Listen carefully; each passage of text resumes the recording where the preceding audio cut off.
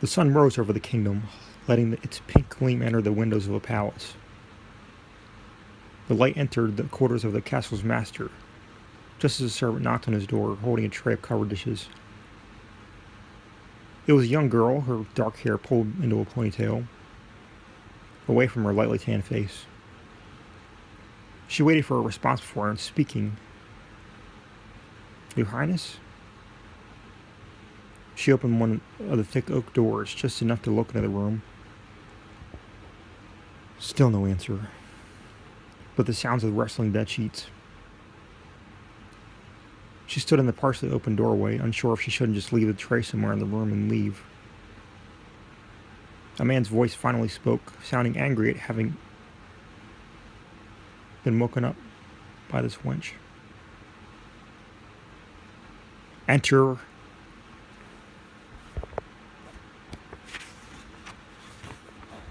The girl pushed the door the rest of the way open to see a shadowy figure, barely covered in silk sheets.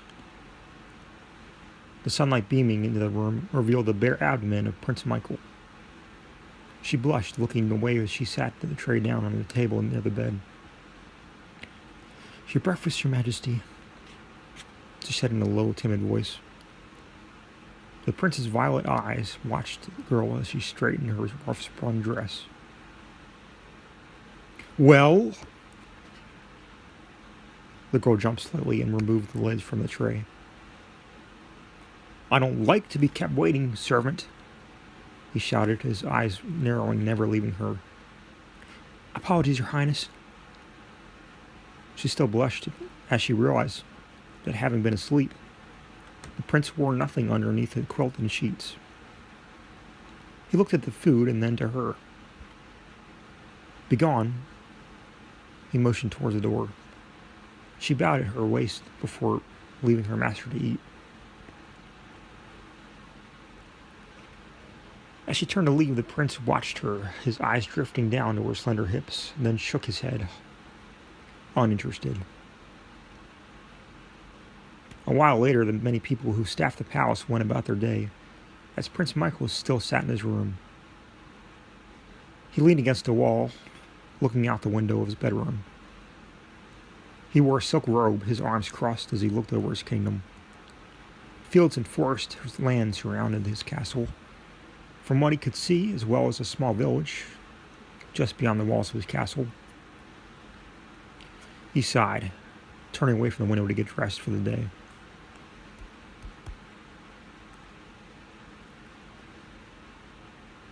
A maid had come to the room and left him an outfit on the foot of his bed.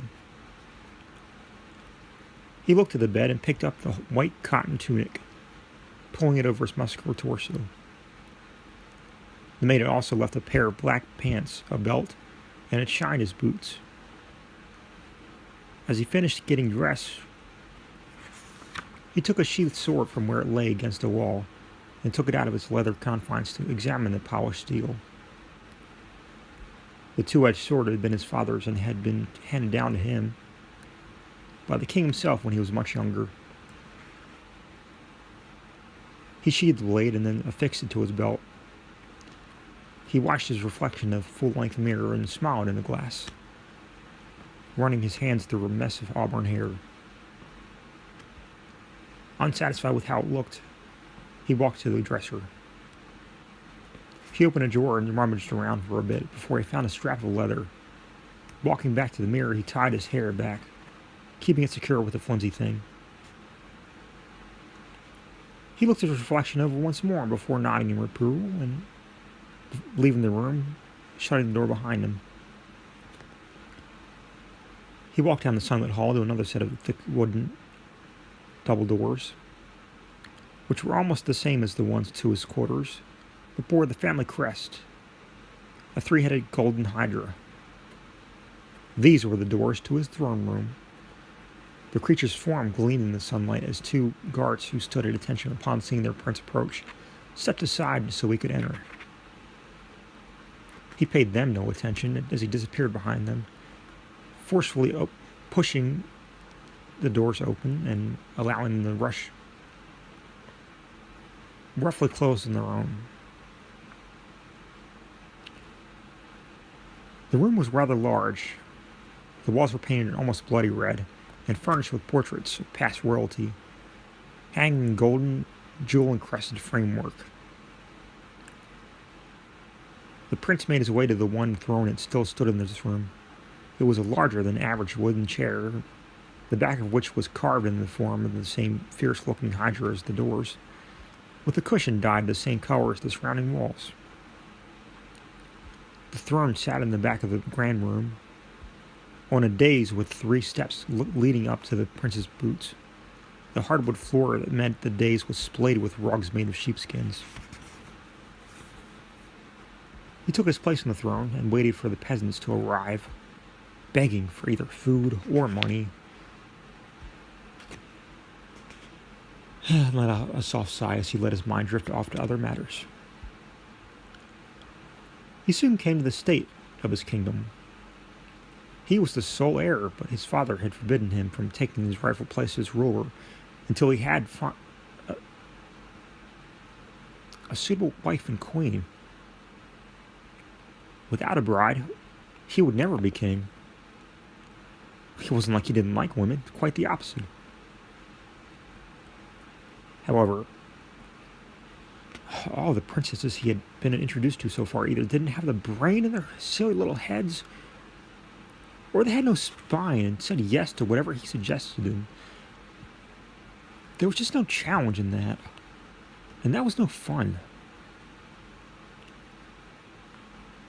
At any rate, he had to find a bride, and soon. His future as king demanded it. As he was lost in thought, one of the doors creaked open just enough to allow the entrance of a scrawny man of a servant who approached the throne and knelt on his right knee. "Your Highness, King Victor has arrived with his daughter, Prince Bailey, to speak with you." He faced the floor as he spoke, not sure if the prince heard him or even cared. "Should I tell them you will meet them, or shall I send them away?" The prince had indeed not heard a word the man had said until he mentioned Princess Bailey. He had forgotten all about her. The daughter of King Victor, Princess Bailey, was both intelligent and beautiful. He looked to the kneeling man and smiled faintly. "Rise up, servant, and tell King Victor that I'll meet him and his daughter in the western garden." "Yes, Your Majesty." The man stood up from the floor and bowed before quickly leaving the room. "This may work out well. Princess Bailey will make a fine queen,"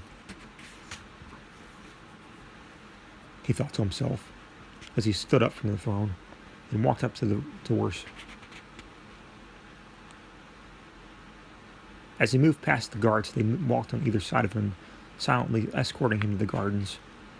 King Victor was a barrel-chested man who had seen his share of battle. He sat at a round metal table next to his daughter. He had watched her as she wore a look of disinterest, staring down at her hands. Her onyx locks had escaped the navy blue ribbon and now spilled over her slender shoulders, ending at her small round breasts covered by her gown, which was light blue, a stark comparison to the ribbon which she held in her hands. He himself was dressed in a dark blue tunic, pulled over his aged and overweight body, and a pair of black pants. The king was not young, and so his once full head of raven hair was thinning slightly and turning to a dull gray, much like his beard and mustache. He spoke to his daughter with authority. "Bailey, Prince Michael is our host, so be polite, and don't let your tongue get the best of you. Understand?" His dark brown eyes narrowed toward the princess. "Yes, father, I understand." She looked up to meet his eyes with her own icy blue irises, which almost matched her gown. She then looked past her father to see the host arriving with his guards. She smiled, humorously. So this is Prince Michael, she thought to herself. The prince smiled to his guests, motioning for the guards to leave as he sat across from them at the table. Good morning, King Victor. To what do I owe the pleasure of seeing you? He looked to the Princess Bailey. And your lovely daughter. He gently took her hand and kissed the back of it. Princess Bailey kept her smile to be polite, but struggled to do so, already finding him annoying. As her hand left his grasp, she wiped it on her lap, looking to her father, as they began to talk about things like politics and world events.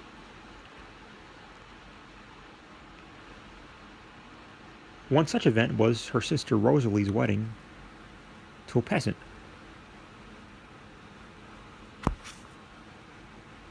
And how it was an outrage that she wanted to marry someone so common. Bailey's smile became genuine at the thought of her sister. Rose had a gift. She saw what was inside of the person and not just their rank in society. As the prince and her father continued their conversation, she sat in silence, growing even more bored and disinterested. After a few more moments, she sighed and softly to herself and spoke. Father, Prince Michael, if you'll excuse me, I'd like to go for a walk around the gardens. She waited for either man to say something. Very well, then allow Prince Michael to escort you. The king motioned toward their host, who left his seat ready to impress the unimpressed princess. He met her father's eyes and she stood up. I think I can manage by myself. Thank you, Father. She turned her attention back to Prince Michael. No offense against you, of course.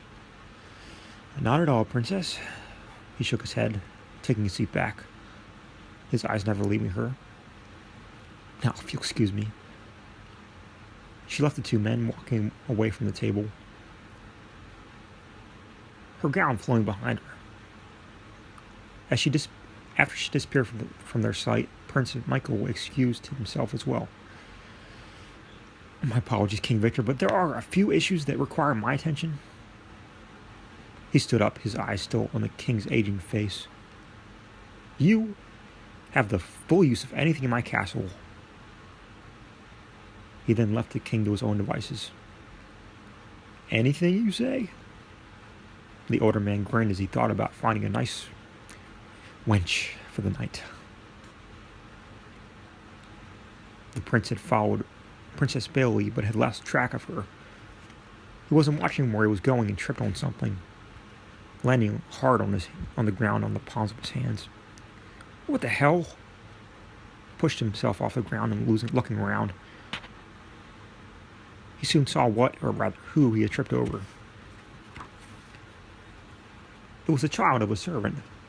The child had fallen over a small hole in the ground and hadn't had time to get up before the prince's foot found his leg, and he had fallen as well. He remained on the ground, whimpering. She knew the prince's temper, and now it was aimed at him. The prince scowled at the boy standing over him. Sorry, your highness, he stammered out. I fell, and you never watch where you're going, do you? His violet eyes were filled with rage toward the young boy. Do you? He demanded of the obviously frightened boy. He couldn't speak, still on the ground. Prince Michael took the boy by the arm, dragging him off the ground, sniveling. Damn you, boy, answer me! He only cried out in pain and fear at the prince's grip bruised him. Release him, a young woman's voice commanded the prince. He kept his grip firm as he turned to the source of the voice. What? Who dares speak to me in such a matter? I'll have you... He stopped short, his eyes widening as he met a pair of light blue eyes that somehow burned with anger despite their iciness. He let go of the child, who fled back into the castle. Princess Bailey, I was just looking for you. He smiled as he got closer to her, She was seething as he approached and stared into the depths of those dark violet eyes.